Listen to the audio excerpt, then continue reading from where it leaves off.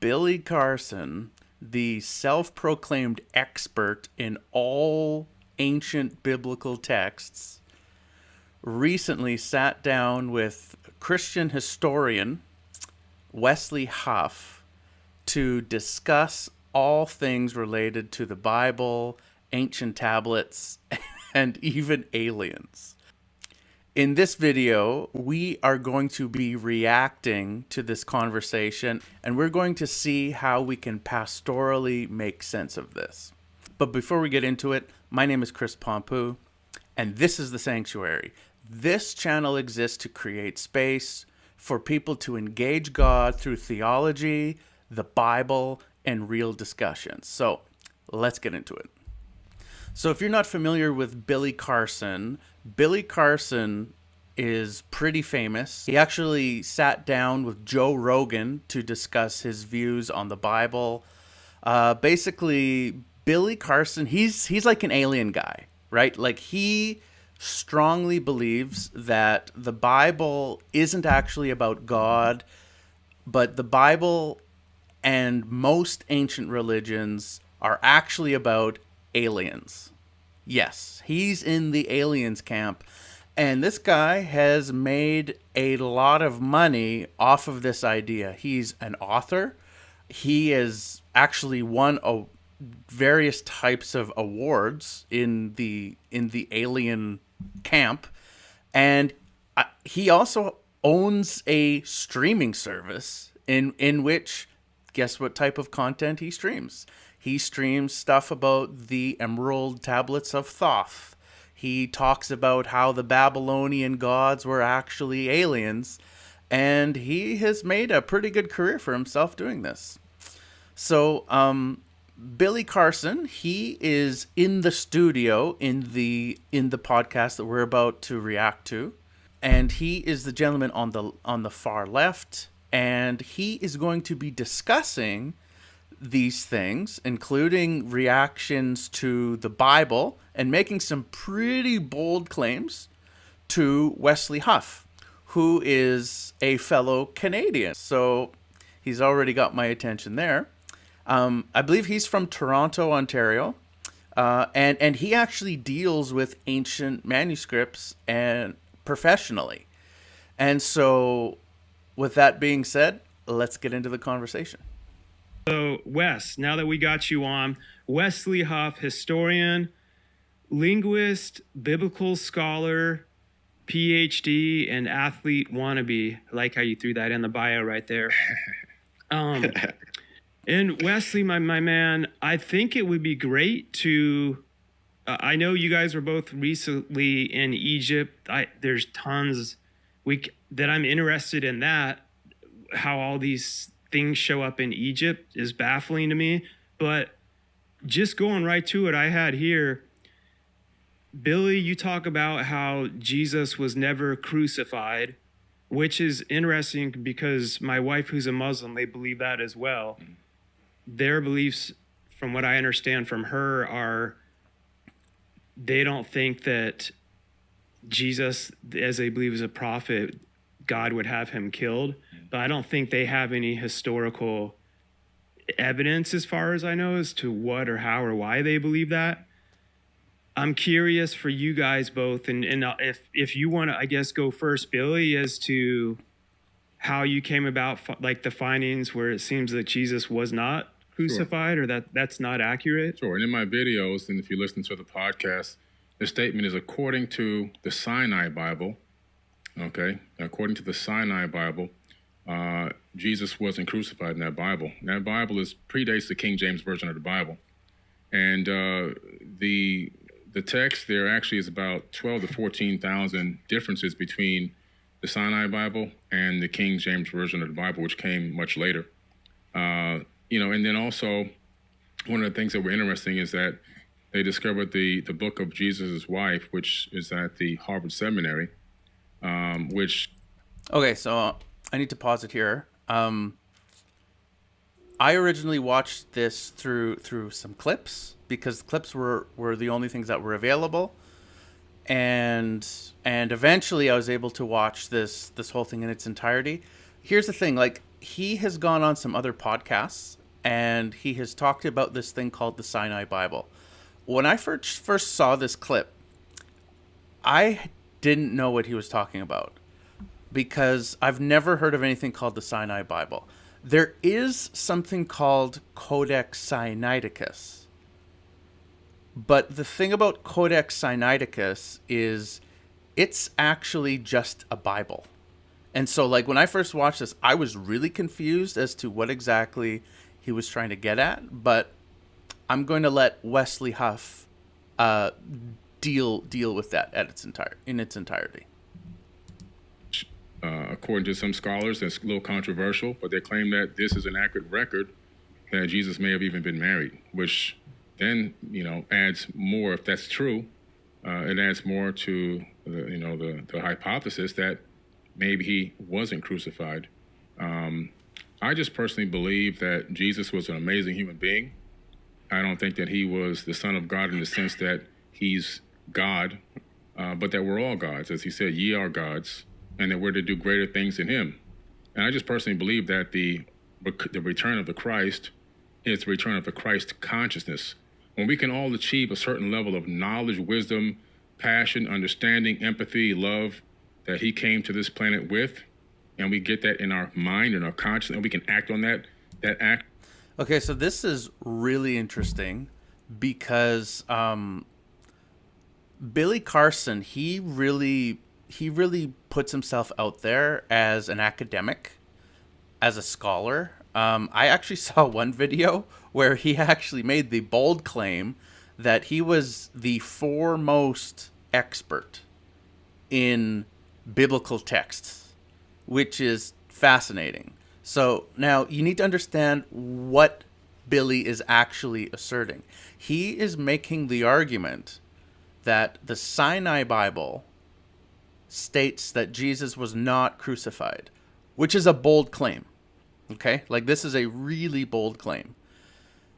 And he's also bringing up this idea that Jesus was married, which is also a very bold claim and very difficult to back up in scholarship. But let's allow Billy to continue. That those incredible emotions and that understanding that the whole world is going to transform instantaneously. And I think at the second coming is the coming of the Christ consciousness to the planet, not a human being flying back to Earth to save people. Okay, now here's the other thing too. Like, Billy Carson, what he's doing right here is he is invoking some very new age ideas, right? Like the idea of the Christ consciousness. This is a development of the New Age movement, right? Because the New Age movement tends to teach that Jesus wasn't God, Jesus was human, but Jesus is like the ideal in that Jesus is what humanity is supposed to be, which I don't totally disagree with that aspect. But what I do disagree with the idea of Christ consciousness. So this is the idea that we're all gods, right? Like, this is not scholarly, though. Like, this is not, no scholar thinks that Jesus taught this. But this is a development in the New Age movement that teaches that we are all part of God and we are all gods. And so Jesus is the Son of God in the idea that we are all sons of God. But for somebody that claims to be academic, this is a really strange thing to say out loud, right? Because what he's doing is he's blending scholarship with the idea of the New Age, and he's bringing them together, trying to fuse them, which is really weird. But again, I digress. That's just my personal understanding of how I perceived it over many, many years of going through this information and going through all this text. And Wes, I'm gonna let you respond to that. And again, I mean, this is everyone listening to the show. You know, I'm always like, challenge everything. Learn to critically think and continue to come to your conclusions. Even with Jesus, I'm not personally even waiting on that he has to come back to say, I already know I'm like I said, that strength of God and consciousness is already, I can tap into that right now. So you don't have to wait for him to come back. For those that believe he does, to actually have that like next level of what that's supposed to mean. So I actually really like the host. The host name is Mark. I really like this guy. I think he's kind of naive, you know, like he seems to be like kind of new to the faith. He seems to be a genuine Christian, and he just seems like a, you know, like a good guy. He just has a heart of gold. And like I just really like him. He seems really genuine and maybe even a little bit naive, you know, but let's see how it goes. But Wes, go ahead on for what Billy was talking about, I think with a book in the Harvard Museum, and I heard something about Jesus's wife, which that's, yeah. Yeah, well, first let me say, I think it's really cool to not just be in the room proverbially with you, Billy, but be able to interact with you, because I wish I could be there in person. Unfortunately, Toronto, Canada is a long way away from Florida. It's a little bit of a jaunt. But I really appreciate the fact that you seem to have investigated to a certain degree some of these facts. Do you mind if I ask a clarifying question? Sure. When you say the Sinai Bible, what are you referring to specifically? It's the biblical text that was written. It made it into you can actually look it up on Amazon. It's a Bible called, I have a version at home. It's called the Sinai Bible. Right, from Mount Sinai. I'm assuming that's the mountain that they're referencing there. But they put together their own version of the biblical text prior to the King James Version being put out. Sure. So when you refer to the Sinai Bible, would you be referring to Codex Sinaiticus? Like the codex that comes... Okay. That's why I was trying to get some clarification. Because, so you can actually go and see... Codex Sinaiticus is at... Okay, this is a problem. Because there is no Sinai Bible. Like, this is what I'm talking about. If you were to go and you were to ask a scholar about the Sinai Bible, they would have no idea what you're talking about. There is, however, something called Codex Sinaiticus. And they are not the same thing. Right? Because you need to remember, what did Billy just argue? He said in the Sinai Bible, there is no crucifixion of Jesus. That was the claim, and it's a bold claim. And you should not be making claims like this if you're unable to back it up. But he has, and he's been on Joe Rogan. He has been on some really huge podcasts. And he has made some bold claims, and people are believing him by the thousands. And so we need to understand exactly the grasp of this situation. We need to understand this situation at its fullest. And that is a bold claim to make, and it's a dangerous thing to be wrong about. The British Library? So you can go and see it. It's on display.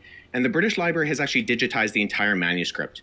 So I work with manuscripts in my linguistic work. I'm an expert on early Christian scribal culture, and particularly in Greek and Coptic manuscripts. I actually have a facsimile. So I have a photocopy. Okay, so you need to understand what just happened here. Wesley Huff has a copy of Codex Sinaiticus on his shelf, and he literally like, I wish he had glasses, because this is like such a nerd move that he just did, right? He just turned around from the shelf and grabbed the text that Billy just referenced, and now he can actually check. Wesley Huff can check Billy's work live. Like, this is crazy what just happened here. This is crazy. It was done by the British Library of Codex Sinaiticus that I work with in my office. Look at that. He has the copy in his hand. This is crazy.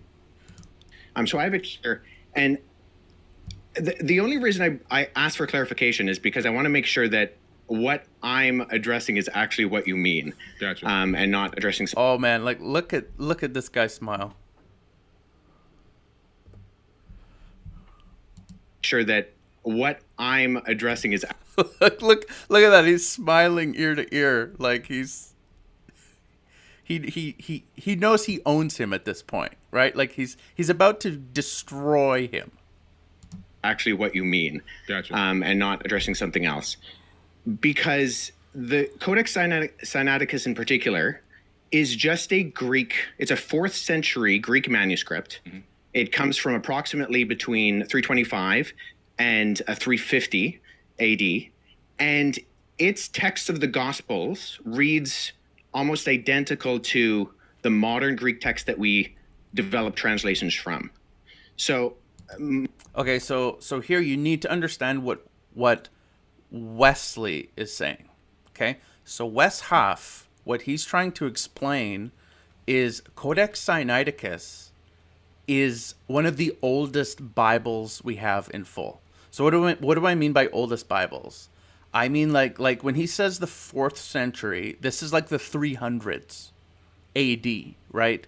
And so what happened is the Roman Empire, they harassed Christians severely. And when I say harassed, I mean they persecuted them.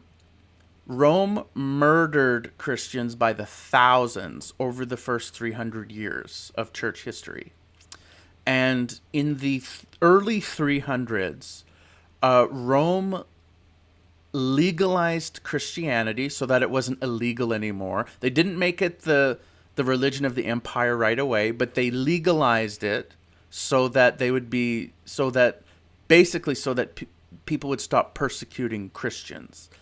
And kind of what the Romans did as a peace offering, they actually paid money for the Christians to have Bibles made. And so one of the Bibles that were made was very likely Codex Sinaiticus. And literally what it is the first Bible, or the oldest Bible that we have, with both the Old Testament and the New Testament in between two covers, right? So it's literally the first book type of Bible that we are aware of, right? And so what this means is the Bible, it's just the Old Testament and the New Testament. So it has Matthew, Mark, Luke, and John. So what Billy Carson has argued is he has argued that in the Sinai Bible, Matthew, Mark, Luke, and John are completely different from the Gospels that we have in our Bibles. So he's actually arguing in the Sinai Bible, or in Codex Sinaiticus, Jesus is not crucified, which is huge. Like this is a huge claim that he has made. And so what Wesley Huff is saying is that in the Sinai Bible, it reads the same way our Bibles read today. That is what Wesley Huff is saying. So let's see how they react to this.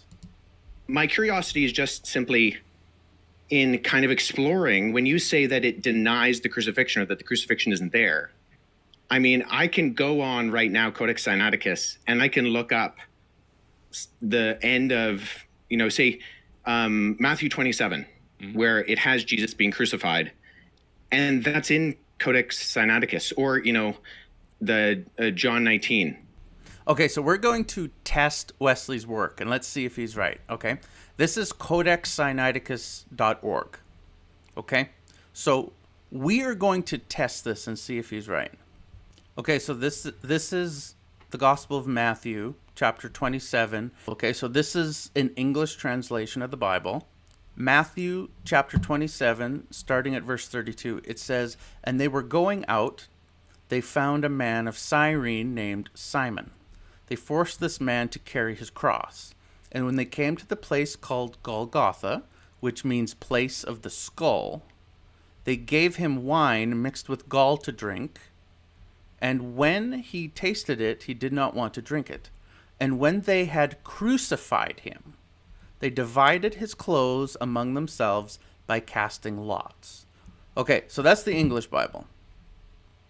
Okay, let's go to Codex Sinaiticus, which is public, by the way. This is a public website that is free to access. So Billy Carson could have just went and checked this at any time. And if he's as academic as he claims, he should know what's in here. Okay, so here's the Greek text here. This is the actual photograph of Codex Sinaiticus that's found at the library. Okay, so the Greek text is here. Over here, you have the English translation, right? So in Greek, it reads, Ron anon, kuein, I'm terribly out of practice, on onomati, simo, na tauton, egasen, can hina, aon ton. Now, I'm not sure if this is a C or supposed to be an S, but I think it's stau ron auto. So in English, it reads, and going out, they found a man of Cyrene named, Simon. So that word is Simon. Him they impressed to carry the cross. Golgotha. This is the word Golgotha. Ha ek tin kranu topak. Legamenok edo. Okay, verse 33. And when they had come to the place called Golgotha, which is called the place of the skull, they gave him to drink wine mingled with gall, and when he had tasted, he would not drink. Verse 35. Sen pin stauroka tekde auton. What does this say? But when they had crucified him, they divided his garments and casted lots. That's verse 35. When they had crucified him. That's literally what the text says. This is a problem for Billy. Okay? Because he just made a very bold claim, and he's wrong. And he could have easily checked his work the same way I did, because it gives you the Greek text and the English translation right beside it. Right? This is a huge problem for Billy. How is he going to answer this? Or any of the other ones. So I think my confusion is that it doesn't read any differently. So actually, are you able to pull up a website with the viewers or listeners or whatever be able to see that? Right now to make sure I have the version that I'm looking at. While he's pulling that up too, like I keep saying to all the people that aren't scientists traveling the world and linguists, I don't even know how to pronounce it the right way, like me. Yeah, linguists. What cyanide? I keep thinking of cyanide, like the poison. Cyanide Bible. So right. Is that like a version? So from my own knowledge that I know, like when I really studied all this, what I thought. So it looks like Mark, who's the host, he's actually friends with Billy Carson. Like it looks like his friend Mark is just dumbfounded by what has just happened in the conversation. Like I don't think he saw it going like this, and it's looking really bad for his friend. But let's see what happens. What was interesting about the Bible was how many different eyewitness. I studied C.S. Lewis back in the day, how many different eyewitnesses and stuff there were. And they went on purpose to mention so many other names that they were able to cross-reference throughout history and throughout those times, from my understanding. And those were different things that I always thought were kind of interesting that I felt was a good concept of proof. And then I want Billy to answer. And also, I'm just curious, the Sinai Bible, where was that piece I found discovered? the text where I was referencing, actually. I was misquoted. I misquoted there. It's the Gospel of Barnabas. Okay. Oh, Okay, so here's the problem. Billy Carson did not misquote it. He has gone on many podcasts and he has broadcasted this more than once. Like, this isn't just like, oh, sorry, Wes, I said the wrong thing. No, he has said this on purpose. He is claiming to be an expert in the field, and he's looking for a way out because he's just been denied, like blatantly been proved as false, as being false. Like I don't want to say he's lying, but it's not looking good for Billy because he did not misspeak. He said exactly what he meant to say. Right? He said exactly what he meant to say. And he used the term Sinai Bible probably so that you couldn't Google it. Like that's and that would even make it look even more like it's some sort of a conspiracy. This is not looking good for Billy Carson. Okay, yeah, well, so that's good. So let's deal with that too, because I've actually worked with. There are two manuscripts of the Gospel of Barnabas. The Gospel of Barnabas is a really interesting document because it is a known forgery, and so that's why I think it's important to get to these sources. So, at the very start of the Gospel of Barnabas, which we only have two copies of. This is not looking good, guys. This is not looking good. One is in Italian and one is in Spanish. We see right off the bat that the Gospel of Barnabas, not to be confused with either the Epistle of Barnabas or the Acts of Barnabas, which are two apocryphal documents from the 2nd century, but the Gospel of Barnabas in particular, we know it's a forgery because it does things like in chapter 92, it says that Jesus spent 40 days on Mount Sinai, and then he came to the Jordan River and he walked to Jerusalem. But Mount Sinai is more than a week's journey away from Jerusalem, and neither Mount Sinai nor Jerusalem are close to the Jordan River. So never mind there not being a route from the Jordan River to like around Mount Sinai or going to Jerusalem.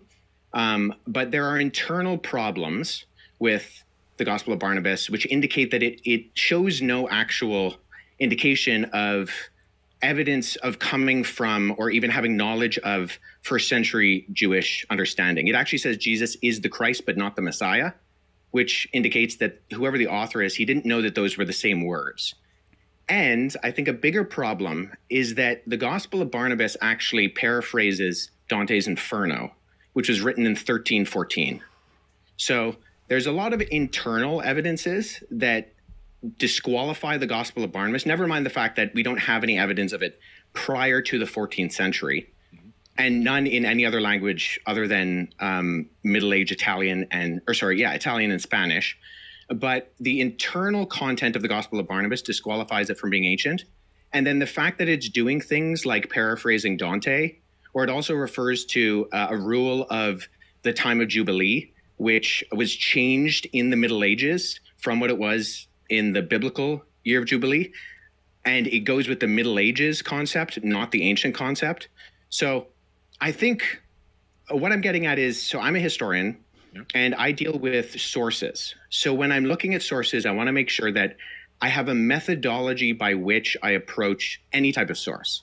So if there is something that denies the crucifixion, I want to make sure that I'm analyzing it and that the methodology by which I analyze it actually reveals that the content can be accurately tied to the event.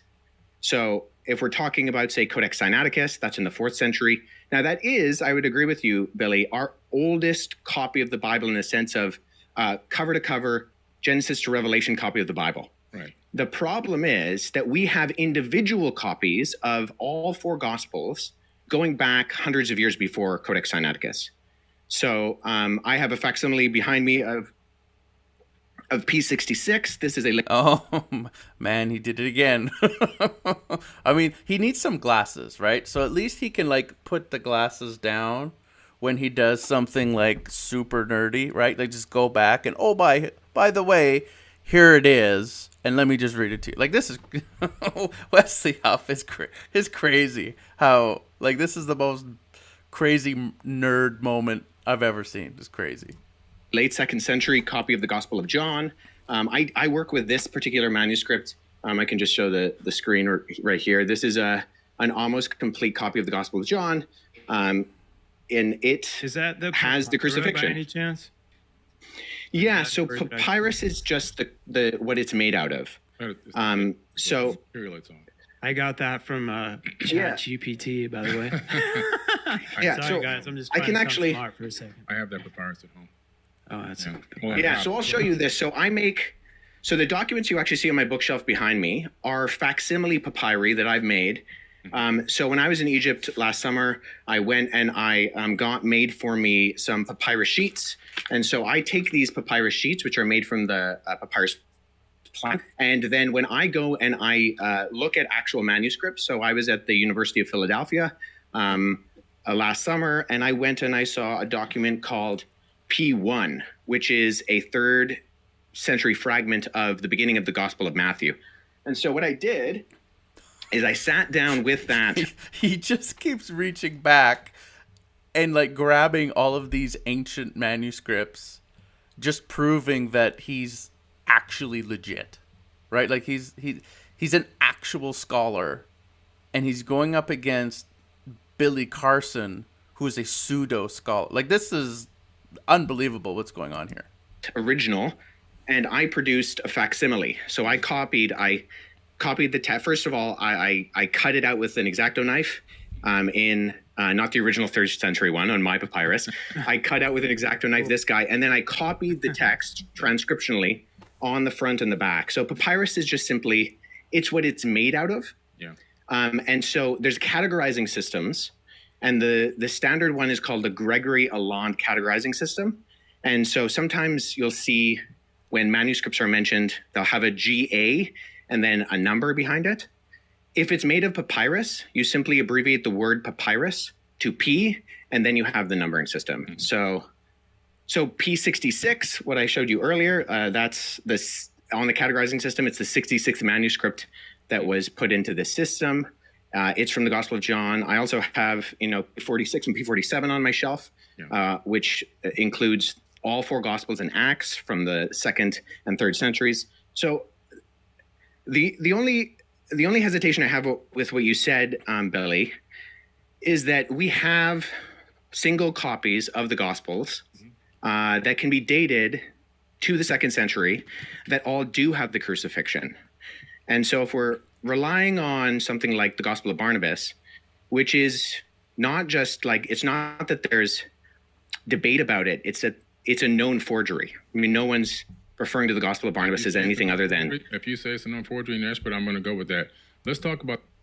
Billy Carson, you're down 2 for 2, bro. Like, this is not good. Like, this is not good. You've just been shown to be false twice now. Twice. Within like 10 minutes. This is not looking good for Billy Carson. Let's see if he can recover.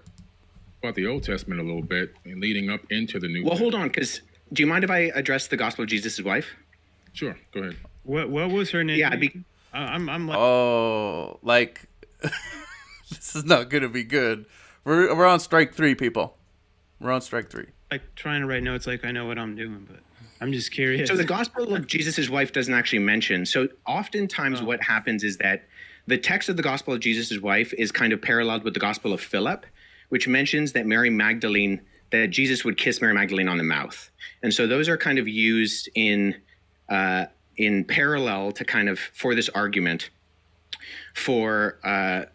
that Jesus was married.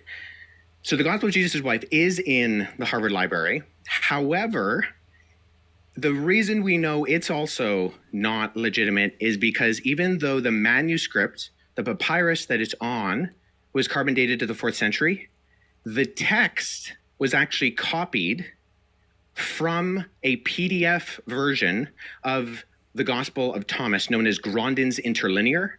And there was a mistake in the Coptic text of Grandin's Interlinear that was copied into the Gospel of Jesus' wife.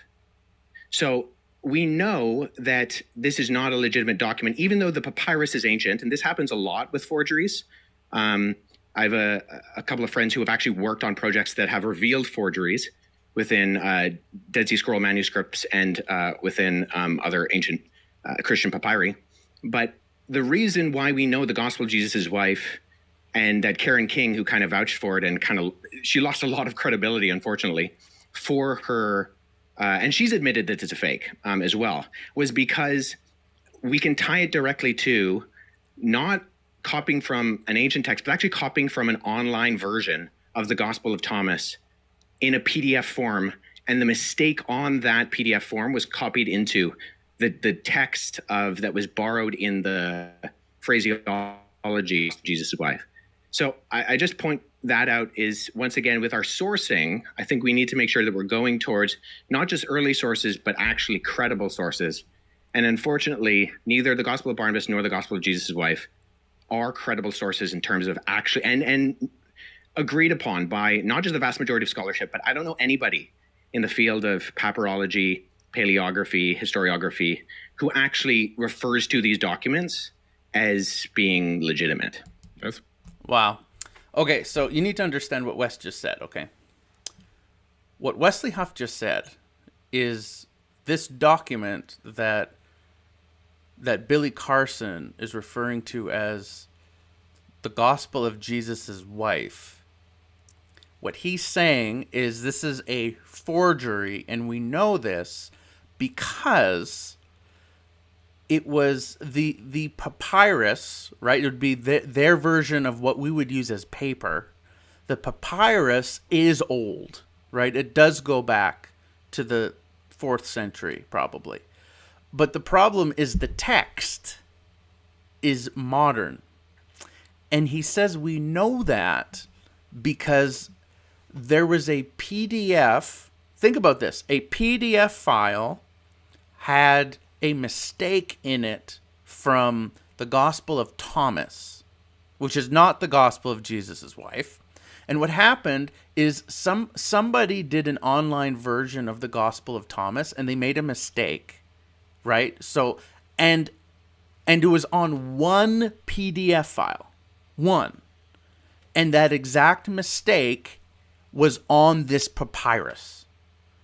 So they know it's a forgery because somebody literally just copied and pasted, and it was one mistake that happened on one copy from a PDF file in the modern day, right? So this is a known forgery. Nobody in the ancient world wrote this. This was somebody from the modern time that wrote this. This is horrible. For someone that claims to be the foremost expert, he doesn't know what's in Codex Sinaiticus, which is not good because you and I can look that up. He did not know that the Gospel of Barnabas was from the Middle Ages and is a known forgery. And he didn't know that the Gospel of Jesus' wife is a known forgery. 3 strikes and you're out. Let's see what happens next. Fair enough. I can respect that. So let's go into the Old Testament a little bit. Predominantly, from my research, I discovered that a lot of information from the Enuma Elish and the 7 Tablets of Creation is a lot of in Genesis, a lot of the creation story that comes into Genesis.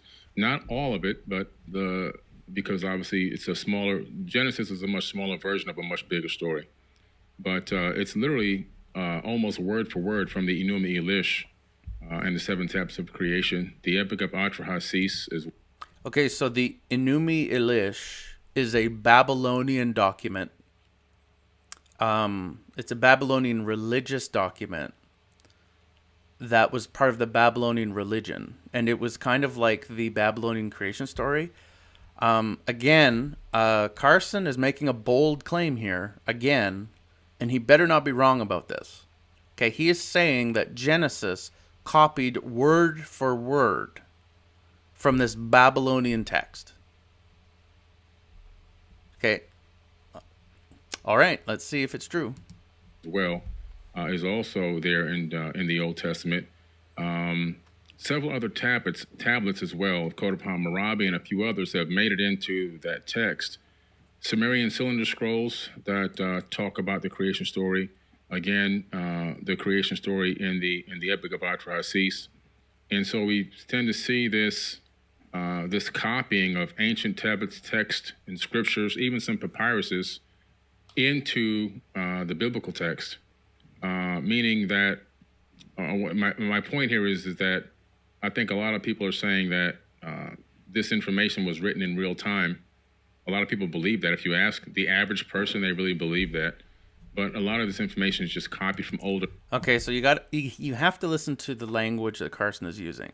Okay, when you are arguing something, or rather, if you're hearing somebody make an argument and they say words like maybe or possibly or some people believe, a belief is not an argument, right? Because anybody can just believe stuff, right? Like some people believe the clouds are solid, right? Like just because you believe something doesn't make it a good argument. A belief is just a belief, right? So be on the lookout for this stuff. The tablets and texts from an earlier date. That's what I found, that it's made it into the canonized Bible, but they never referenced that they got it from any other ancient texts and tablets that have to do with a totally different civilization with totally different religious beliefs. Yeah, have you read the Enuma Elish? Yeah, I've done lectures. Do you mind? Sure. Do you mind summarizing the content of the creation account in the Enuma Elish for us? Sure. The Enuma Elish is a very ancient text discovered in the library of Ashurbanipal. And the summary of it is that it really gives us an account, which is crazy, an astronomical account of the creation of our solar system. It talks about planets and moons gaining specific orbits around the sun. It talks about a huge planet named Tiamat, 4 to 6 times larger than Earth. Earth didn't exist at the time that this, according to the author of this text, which is pretty interesting. And then there talks about a nemesis of sorts. In the original version, it's called Nibiru, but in a more recent version, still thousands of years old, the name was changed to Marduk. Marduk is in the Jewish American Library, in the biblical text, in the Torah, and so forth. Very popular figure in ancient times in the religious books and text. Marduk wanted to be the destroyer, so Marduk is the one that during its next orbit towards Tiamat, crashed into Tiamat and destroyed Tiamat. A huge chunk of it swung away, recoalesced, taking the water, land, and organic material, which basically recoalesced as our planet here, Earth. And the rest of it broke up into pieces. Some of it turned into the asteroid belt. Other parts of it were thrown towards the sun, and some were thrown towards the inner Oort cloud, towards the outer edge of the solar system. This planet, or this moonlet that orbited supposedly a brown dwarf, based on the description of it, gained a very strange orbit around our sun. And we have the scientific evidence now also to match with NASA's data, where we see that Saturn and I believe Neptune switch places. Uranus is flipped on its side, and that's more evidence that something came through our solar system in ancient times and gravitationally really tugged at planets here and switched up their orbits and even pulled the axis of a planet on its own side, where the equator is now running north and south. So a little bit of modern astrophysics kind of backs up what this ancient text is saying. But the Enuma Elish also then begins to talk about the fact that these beings, it kind of cuts into the fact that these beings, are on Earth and at some point begin to engage mankind. In other words, they didn't create people from scratch, but they engaged the existing hominid and began to utilize us as workers for their workforce.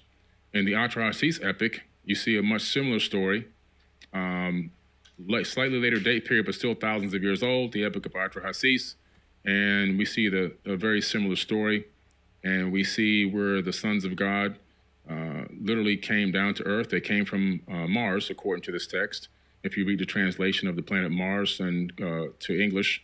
And then they went to battle. They were going to go to battle in South Africa against Enki and Lil and Anu. And they come to terms without going to battle. They argued that they needed women, human women, believe it or not, and they also wanted a workforce. They didn't want to continue to do the labor. They were cleaning out the Tigris and Euphrates rivers, digging canals, building cities on Earth, and according to the text on Mars, not according to me.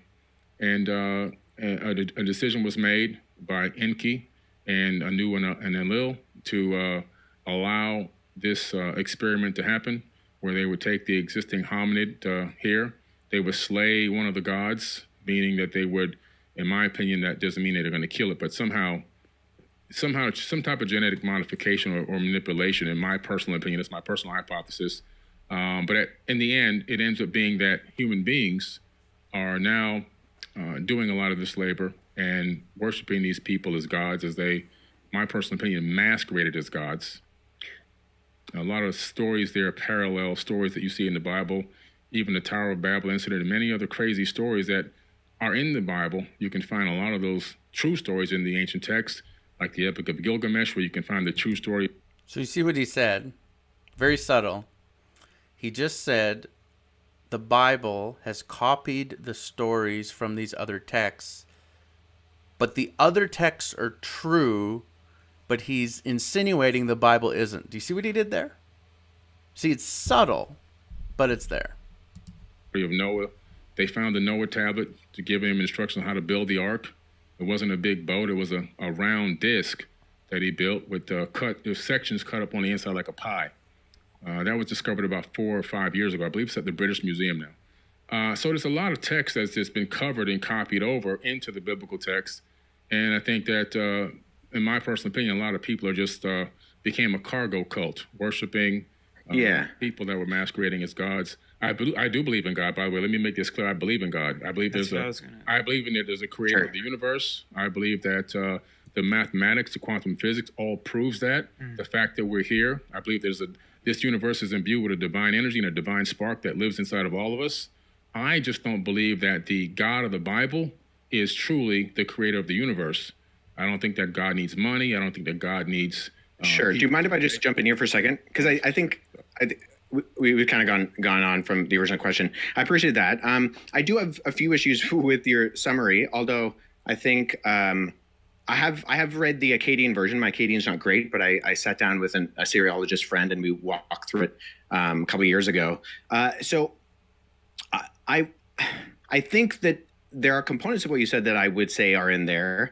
I'm not sure it's the best summary. Nonetheless, okay, going with what you said that there were like verbatim parallels with the biblical creation story.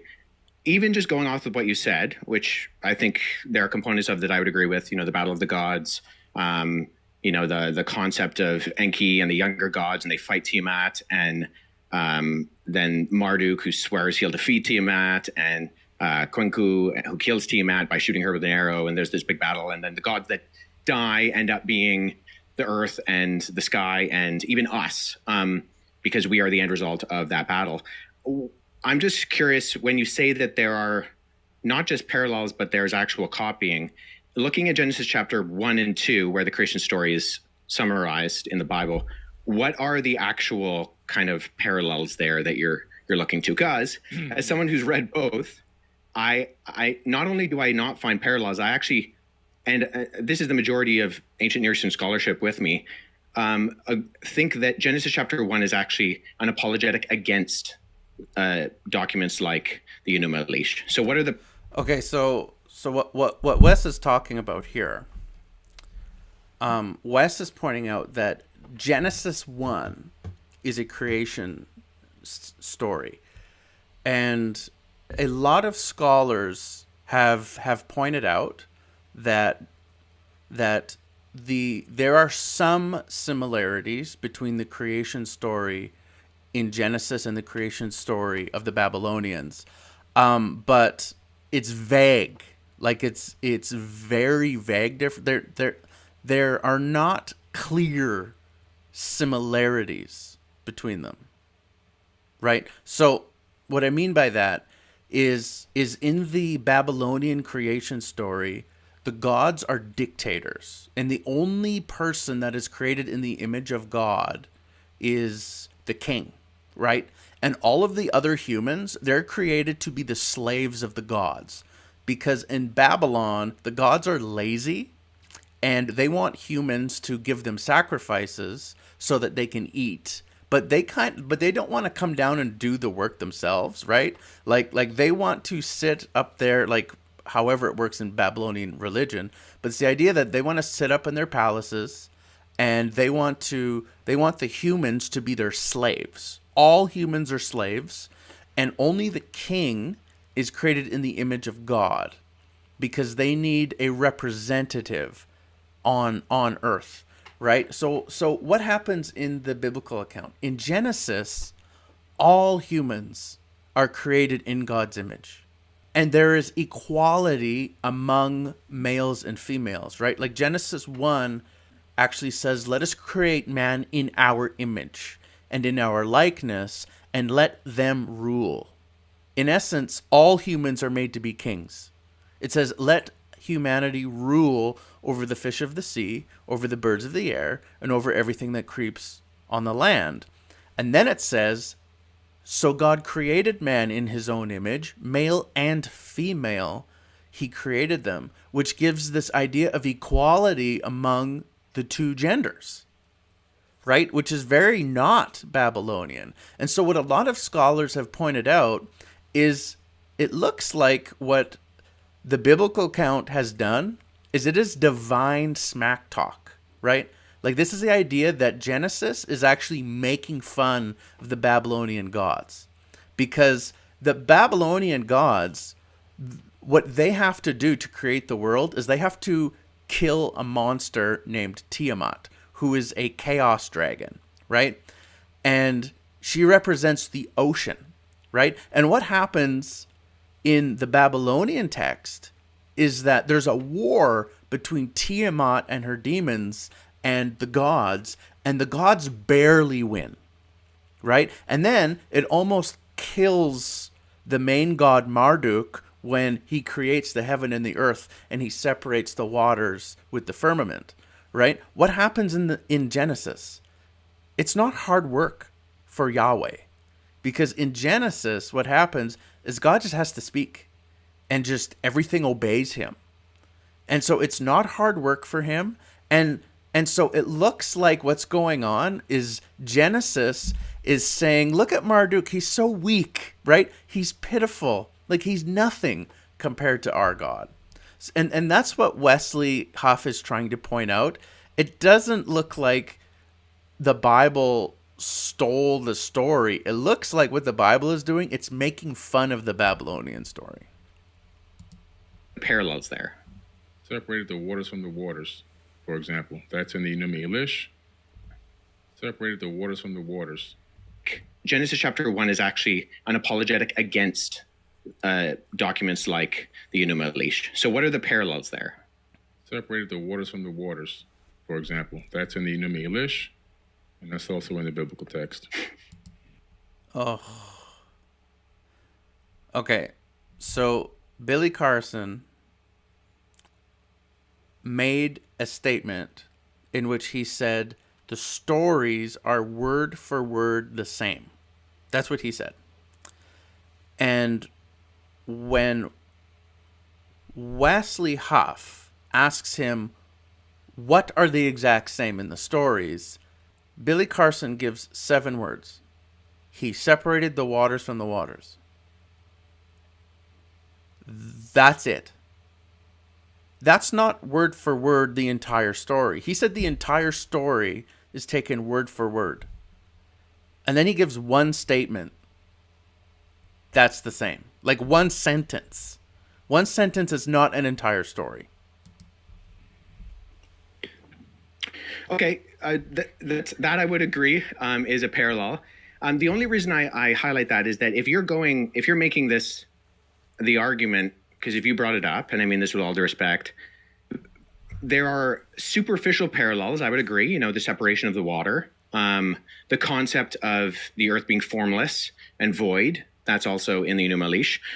However, I think all the other details, you know, it's the details that make the difference, and if we're looking at not the superficial crossovers, but the actual themes and concepts of what it's saying, you don't have a creation within 7 days. You don't. I'm not going to take the New English and put it into the biblical text. There are certain words that they utilize that let me know that they copied it from that text. Like, for example, So what words? separating the water from the waters, the void, the earth being void. That information is literally just copied over. So it tells you that somebody saw that and said, let me add it to this book right here. Or let me add it to the scripture. Okay, so this is a horrible argument, you guys. Right? Like he's saying because there are like 2 or 3 phrases, right? Like sentences. He's saying because there are 2 or 3 of them that are similar or the same, that means the entire story is copied. That's not how it works.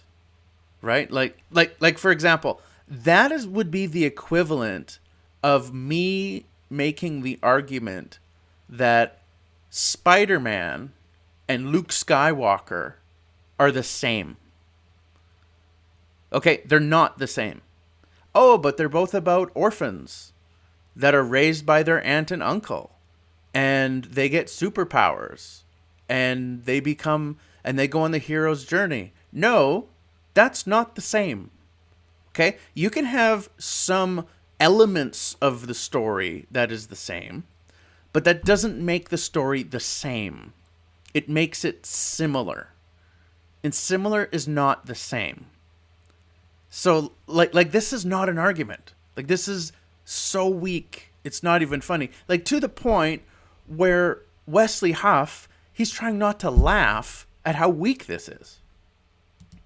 Or this papyrus, it wasn't a book yet at that time. So was this text discovered that makes it parallel to Genesis? Was this like supposedly discovered prior to? I'm just curious. It wasn't discovered prior to the Bible, but it dates back long before the Bible was ever written. Yeah. So let me just say this. So the reason why I say it's actually an apologetic against that is because the purpose of the Enuma Elish, which the Babylonians read every Babylonian New Year, was to point out the fact that the deities, and there's countless deities in the Babylonian pantheon, they actually come from the created order. So they're not outside of time and space. They actually come from the created order. And when they die in this battle, right, when Tiamat is defeated, the defeated gods become the earth and the sky and the plants and even you and me. And in that sense, the theme is that you don't actually have any purpose or end result, and you're not created in the image of God. In fact, in the ancient Babylonian system, only the kings were created in the image of God. And what we see that is counter to that is that even, sure, there's superficial, divided the waters, but we find that in almost every society and culture. That's not a parallel as much as it's just a generality. I would say what we see within the biblical account is that God purposefully creates. There's only one God. He purposefully creates, and then he creates and it's good. And it continues to say it's good 7 times. And then at the end of chapter 1, just for, the thick people in the original audience, it says, and then it was very good. And then he creates humanity, not kings, but simply the humans that he creates in God's image. And they have purpose and meaning, and that instills them with this creation order.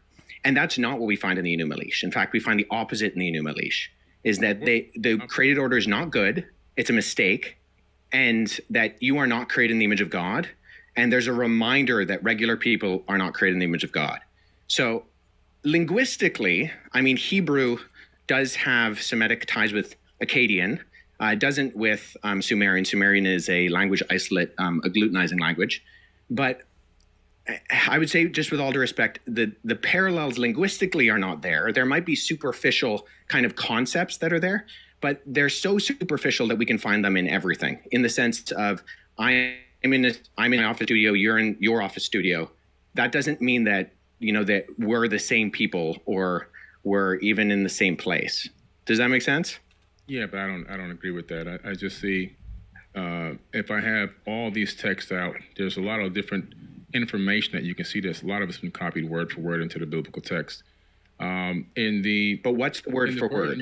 In your version of what? Okay, but it's not word for word. Like, that is the whole point. It's not word for word.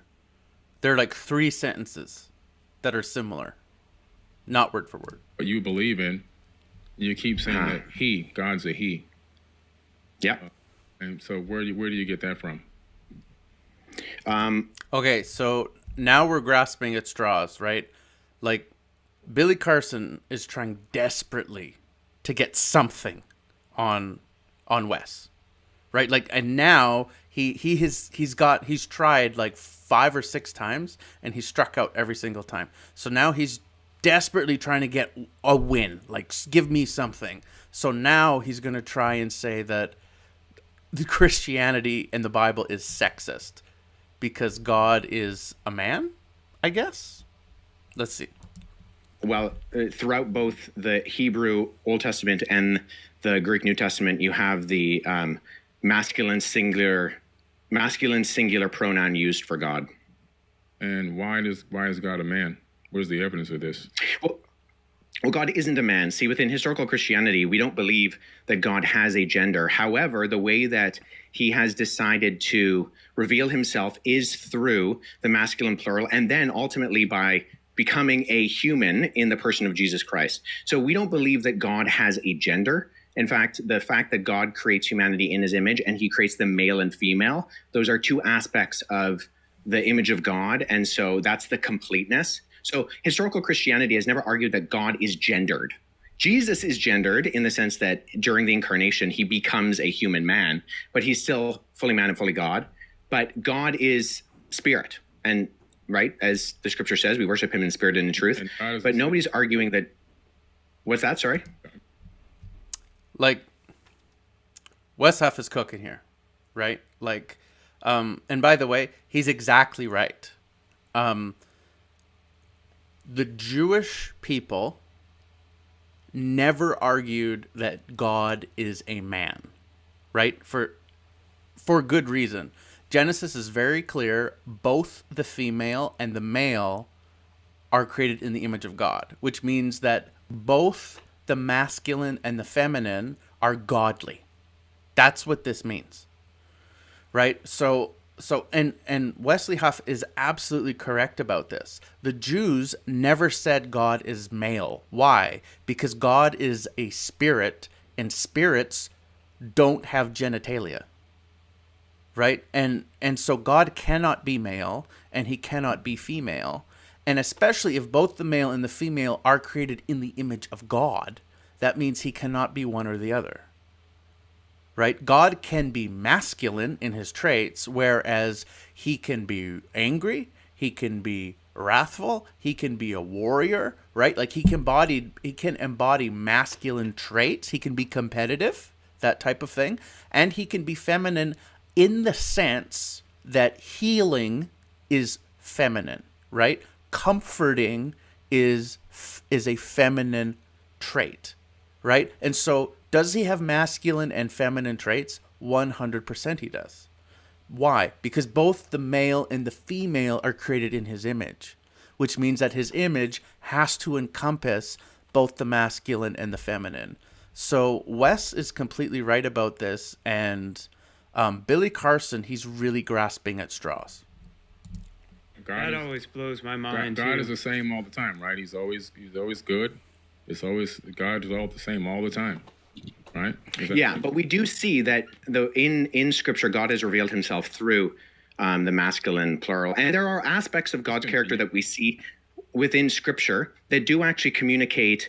Jesus says that he longs to gather Israel like a mother hen collects her chicks. So we see aspects of, the feminine of God, not meaning that God is feminine, but that the image of God reflects both the masculine and the feminine. And that's why when the 2 become one flesh, there's a uniting of that reflects the image of God as well within the covenant of marriage.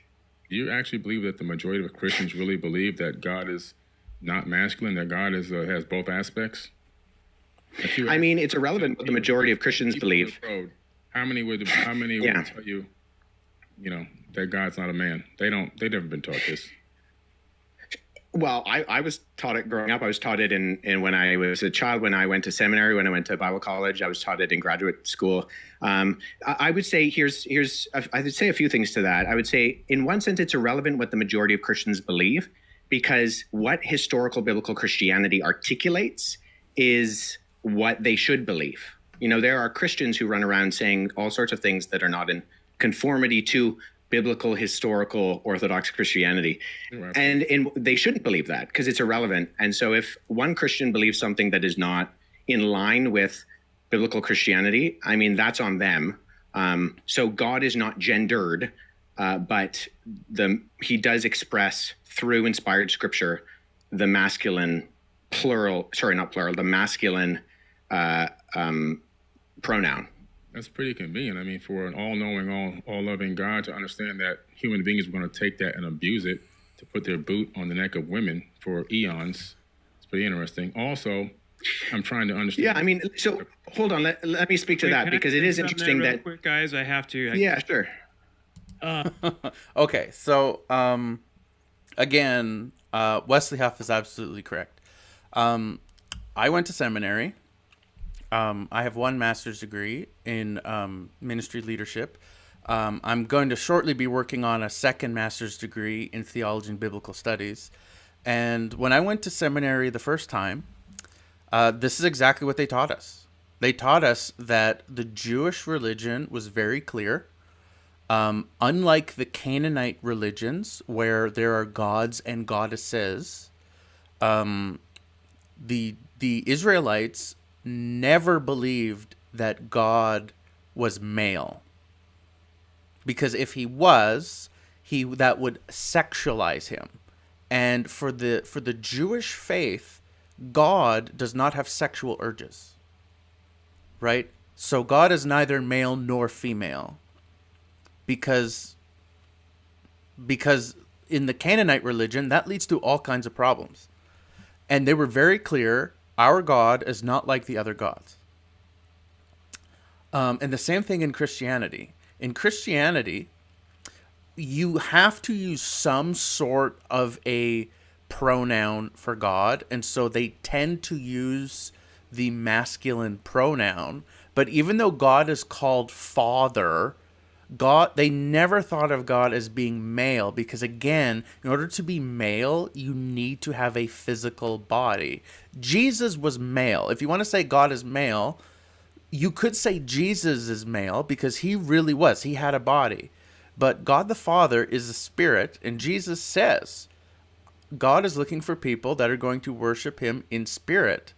And throughout the Bible, it's very clear God is a spiritual being. He is a spirit. He is not embodied. That's why we needed the incarnation, so that God could become bodied and join himself to humanity. But he did that through Jesus. And so, again, like, Wesley Huff is absolutely right about this. Okay, so what's my review? This was a bloodbath. This was an absolute bloodbath. Billy Carson got annihilated in this. So what do we have to say pastorally to this? Is there a lesson in all this? I would say yes. Let's go to the book of 1 John. Okay, 1 John chapter 4, verse 1. Dear friends, do not believe every spirit, but test the spirits. Test the spirits to determine if they are from God, because many false prophets have gone out into the world. Okay? What is this saying? You guys, just because someone has a microphone and claims to be an expert in something does not mean they are, right? We actually have to test what's being said. And I would argue you need to test all things, right? Test all things. Just because someone has a microphone does not mean that you should trust them, right? And here's the truth. Billy Carson, he has become a millionaire off of these falsehoods that are easily disproven, right? Like, these things are easily disproven. And he displayed in amazing fashion what happens when you put these claims up against actual scholarship and truth, right? Like they cannot pass the test. And so, but this is pastorally, this is the lesson. Just because someone is popular does not mean they're right. And I really believe as Christians, we need to be discerning, right? We need to be, it's not that we would like to be discerning. We need to be discerning because the Bible is absolutely clear. Do not believe every person that comes to you. Because remember, this text in 1 John is in the context of false teachers. When he says, do not believe every spirit, but test the spirits to see if they're from God, he's talking about false prophets. How do we know? Because in verse 2, he just flat out tells us, right? He says, by this you know the Spirit of God. What do we know about the Spirit of God? It says, because many false prophets have gone out into the world. Right? So he says we need to test teachers, any teachers, whether they're Christian or whether they're secular, because anybody can make claims. But not every claim is true. And so we need to be paying attention to these, and we need to stop saying amen to vague, false statements. Just because it sounds good doesn't mean it is good. And so we need to do, if you're a Bible-believing Christian, you need to do what the Bible says, and you need to test the spirits to see if they are from God. You need to test the teachers to see if they are from God. And if you're a Christian, the main test for you is the Bible. Is what he says about the Bible actually true? This is what you should be asking even when your pastor is preaching to you, because even your pastor, if he has a good heart, he will make mistakes from time to time, right?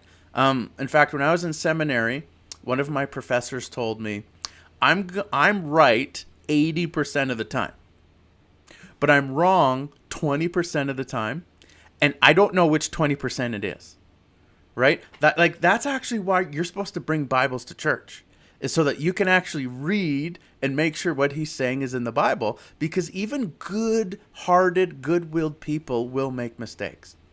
And I really believe pastorally that is the lesson from this whole conversation.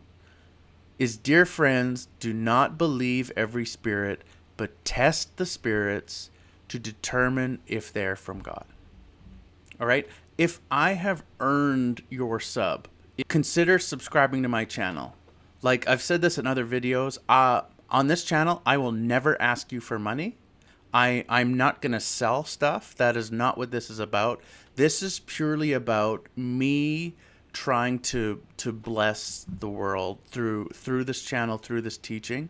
And so if this video has blessed you, I would just like to ask you to consider giving it a like, consider clicking subscribe, so that my online ministry can continue to be a blessing to you. Thank you so much, and have yourself a great day.